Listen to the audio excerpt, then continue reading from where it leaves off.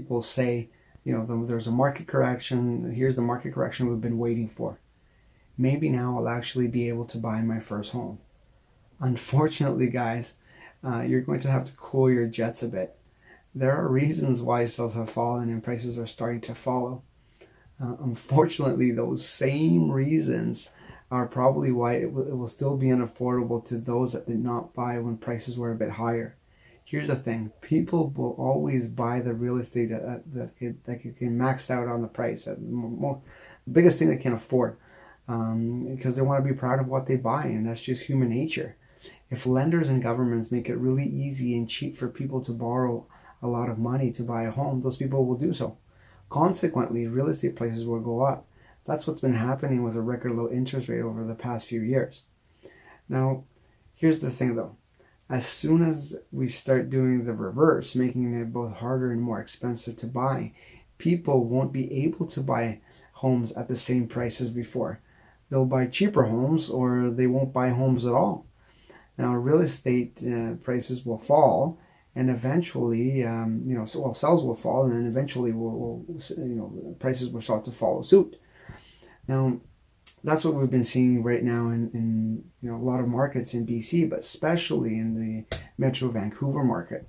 There are certainly other factors also at play, but the combination of the mortgage stress test that was introduced in January, along with mortgage interest rate rising, it's definitely making it much more expensive to buy a home. Therefore, the market will have to balance this out, and we'll start to see declining prices. Unfortunately, the net result is that it won't cost you less to buy a home. Probably cost a first-time buyer the same or even more than it would have before. Now, let me give you an example. Let's say condo prices were to go down, slowly go down 10% this December, and then, from last December. Let's say you were able to afford a $500,000 condo a year ago, and you had a max budget around $450,000, including a $50,000 down payment. But you start thinking you could now afford the same condo that is now priced 10% less. So theoretically, that condo will come down to $450,000. Unfortunately, you're wrong. The mortgage rate you could have qualified last year is now much higher under that's new stress test. So even if you could reasonably afford the mortgage payments on that $450,000 condo, your purchasing power has been reduced by around 20%. So now you have to find a home for $360,000 to qualify. And now you're probably thinking, well, that's great. I'll have a smaller payment or a smaller mortgage. I just need to find a smaller place. But at least the mortgage is now affordable. But that's not really the case. Then you have to factor in a series of interest rate increases that are making your monthly payments higher than it would have been a year ago. If you had bought that same condo a year ago for $360,000, when it was priced, that $360,000 condo would have been priced at $400,000, you'd be paying the same monthly payment if you had a fixed 2.5% rate versus a 3.5% rate now. And you would have also saved, a year of rent from last year to today. The price reduction hasn't really helped you at all at this point in time because the rates have increased and it's making it more expensive to buy. Now you're probably thinking, well, who benefits, with falling prices in a market like this?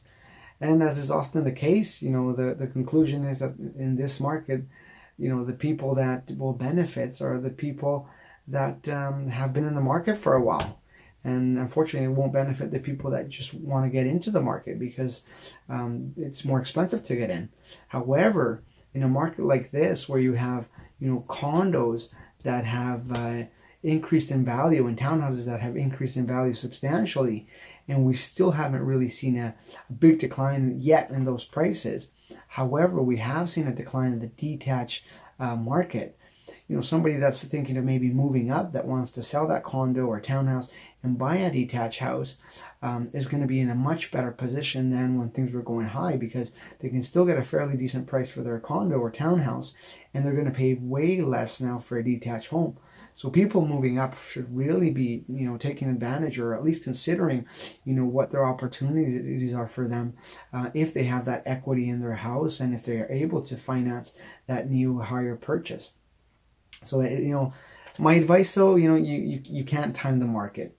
Time after time, historically, we've seen if you buy a property, you hold it for at least 5 to 7 years, you will be doing okay. There's going to be ups and downs in the market. We had a big high for the last 3 years, just prices up, up, up, up.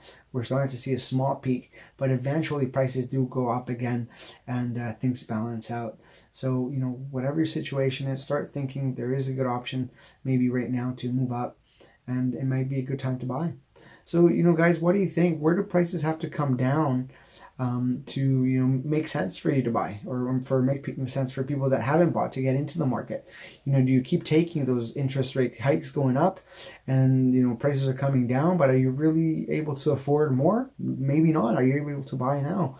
Is maybe make better sense to buy now at maybe not the peak prices, but still high prices, but your interest rate is lower. As the interest rate starts to go up, and even if prices come down, it's going to be exactly the same unless you're buying the property cash, but most people are not. So give me your thoughts. Please subscribe. Let me know what